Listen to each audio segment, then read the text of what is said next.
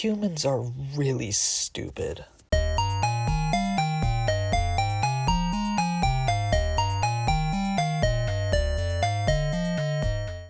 Hey y'all, while studying for finals, I realized that aerospace engineers have to be really smart to do what they do. Apparently rocket science is difficult, who knew? That said, even the best and brightest people in the world aren't immune to making stupid mistakes. So why don't we take a look through the history of rockets and spaceflight to find the dumbest mistakes engineers have made.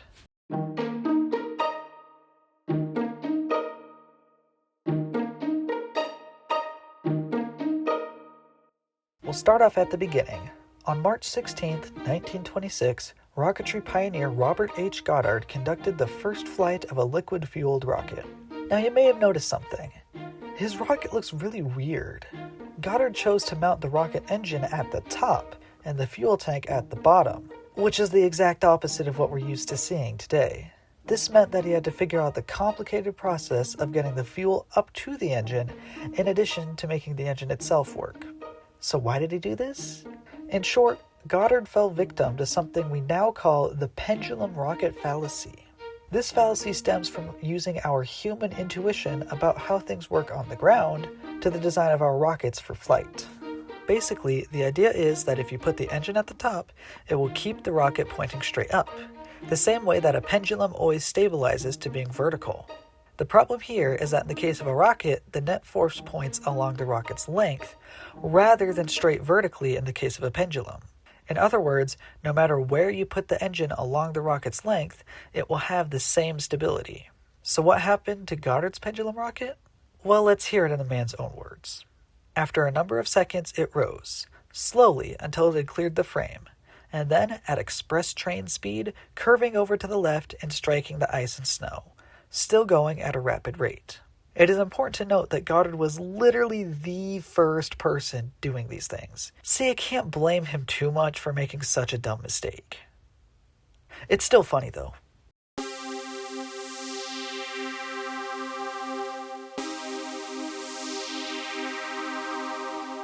Fast forwarding through a few unfortunate years of history, we get to the beginnings of the manned spaceflight program in the United States. The US is in a race with the Soviet Union to put the first human into space.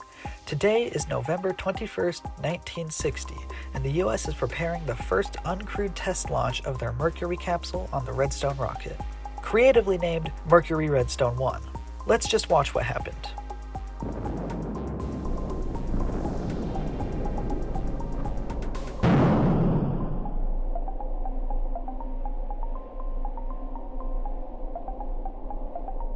As you can see, the launch was a bit underwhelming. But what actually went wrong here? In short, a series of stupid little things that compounded together. First, the rocket had a series of cables connected to the ground that were supposed to disconnect as the rocket lifted off. Think of how your phone charger disconnects if you pull it farther than the cord length. These cables need to be disconnected in a specific order for the launch to go successfully. In this case, the control cable used was that of the Redstone missile, rather than the shorter one for the Mercury Redstone rocket system. This longer cable meant that the control cable disconnected approximately 29 milliseconds after another cable, known as the power cable, when the control cable was meant to disconnect first. During these 29 milliseconds, the lack of an electrical ground from the power cable caused current to flow to a relay that was supposed to trigger the normal engine cutoff later in the flight. This resulted in the engine shutting down after the rocket ascended a mere 4 inches. After this, the automatic program sequencer in the rocket detected that the engine had been shut off normally, leading to the launch escape tower detaching. Then the capsule's re-entry and landing sequencer detected that it was below 10,000 feet. This resulted in the capsule deploying its parachutes in their normal sequence. Once the main chute was deployed, the system detected that the main chute wasn't holding the capsule's weight, which led to it deploying the reserve chute. Like I said, it was all just a series of dumb little mistakes that created one of the most comedic failures in spaceflight history.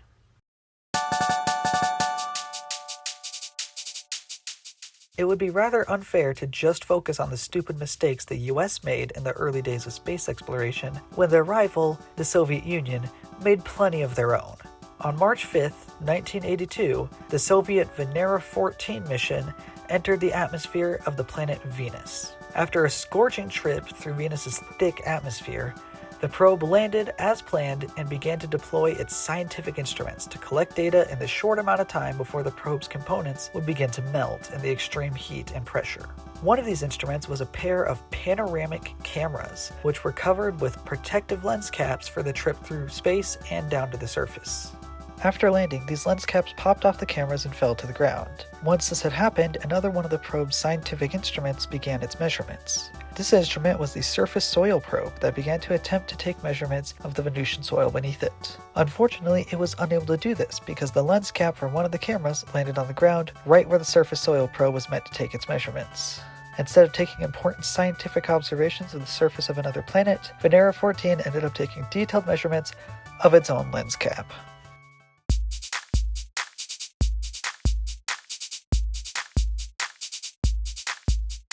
Let's continue to bully the Soviet space program for a bit. On May 15, 1987, the Soviet Union performed the first launch of their impressive Energia rocket system. The Energia formed part of the launch stack for the Soviet Union's Buran space shuttle. Unlike the United States space shuttle, however, the Energia was designed to launch other payloads in addition to Buran. To do this, they simply strapped the payload to the side of the booster, where the shuttle would normally be attached, and flew it to space that way. In the first test of Energia, a spacecraft known as Polyus was strapped on in this fashion.